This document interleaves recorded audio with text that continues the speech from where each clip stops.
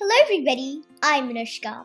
Well, today I've brought to you a very intriguing topic, scientific notation. Well, what is scientific notation? It's a way of expressing numbers that are way too large or way too small to be conveniently written in a decimal form. This makes us less likely to commit mistakes and makes our calculations easier while doing scientific and engineering work. Well, let me give an example of a very big number. $650 million can be expressed as 6.5 times 10 to the power of 8 via scientific notation format. Now, I'm going to give an example of a very small number, like 0.000001 can be expressed as 1 times 10 to the power of negative 6. We can also find out the scientific notation of a simple number like 14, which is 1.4 times 10 to the power of 1.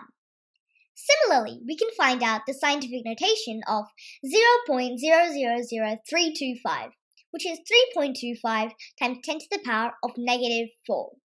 Well, are you excited to know how we make our cumbersome calculations easier through scientific notation? Well, here we go. Now I'm going to tell you the basic principles of converting a number to scientific notation. The first important point we have to remember is, when the number is 10 or greater, the decimal point has to move to the left, and the power, which we also call indices or exponent, is positive. And when the number is smaller than 1, the decimal point has to move to the right, so the power of 10 is negative. For example, 0.000001 can be written as 1 times 10 to the power of negative 6. Now coming to the 3 primary rules of scientific notation. The base is always 10. The coefficient carries the sign, be it positive or negative. And last but not least is, the Mantissa carries the rest of the significant digits. I hear you ask, what is Mantissa?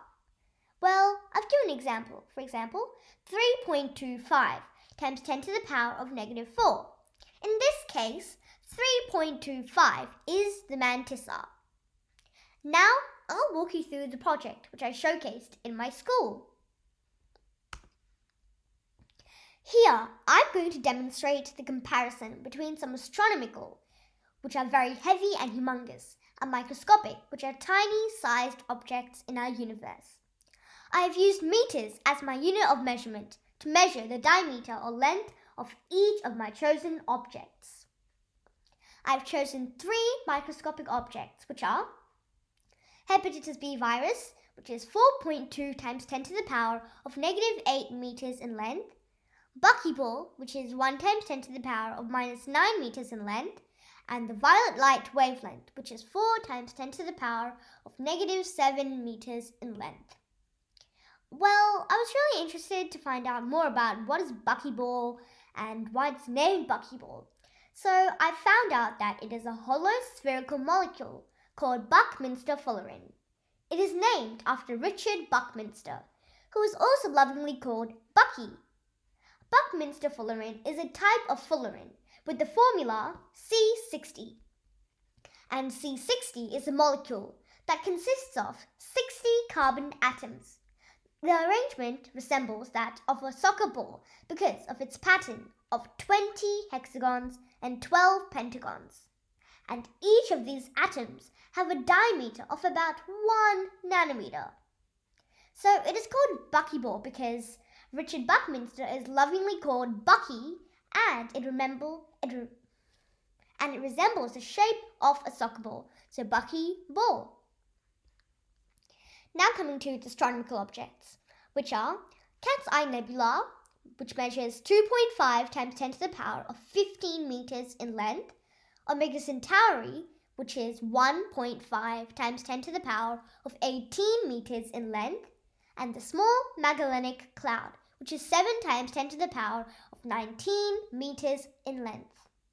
Well, I'm really fascinated with astronomical objects, so the Omega Centauri caught my attention, and I did a bit of research on it.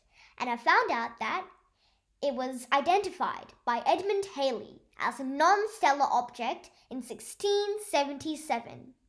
It is the largest and the brightest known globular star cluster visible to naked eye around mid-May and June in the northern hemisphere in the Milky Way. It has a diameter of roughly 150 light years, which can be converted to scientific notation as 1.5 times 10 to the power of 18 meters.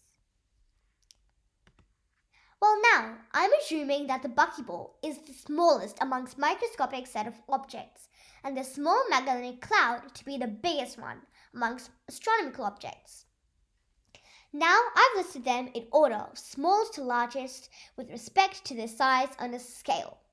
Well, as you can see, the smallest object out of the microscopic objects are the buckyball, which is 1 times 10 to the power of minus 9 meters, and the biggest object out of the astronomical objects is the small Magellanic Cloud.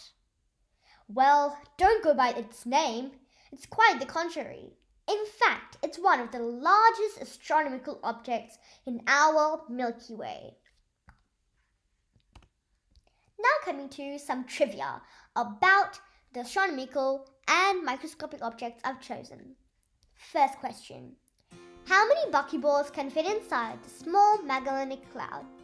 Well, the small Magellanic Cloud is the biggest object, so you have to divide, which will be 7 times 10 to the power of 19 divided by 1 times 10 to the power of minus 9 meters, which comes to 7 times 10 to the power of 28. So therefore, 7 times 10 to the power of 28 buckyballs can fit inside the small Magellanic Cloud. Second question. By how many times is the small Magellanic Cloud bigger than the Omega Centauri? Again, we have got to divide, which comes to 46.7 times. The third trivia. The small Magellanic Cloud and Omega Centauri differ by how much? In this case, we've got to subtract 7 times 10 to the power of 19 minus 1.5 times 10 to the power of 18. Well, in here, the exponents are different, so we have to convert them to the same, which will be 7 times 10 to the power of 19 minus 0.15 times 10 to the power of 19, which would be 6.85 times 10 to the power of 19 meters. I conclude in this poster that I've compared the magnitudes of microscopic and astronomical objects by using a scale and showing how to solve some related questions.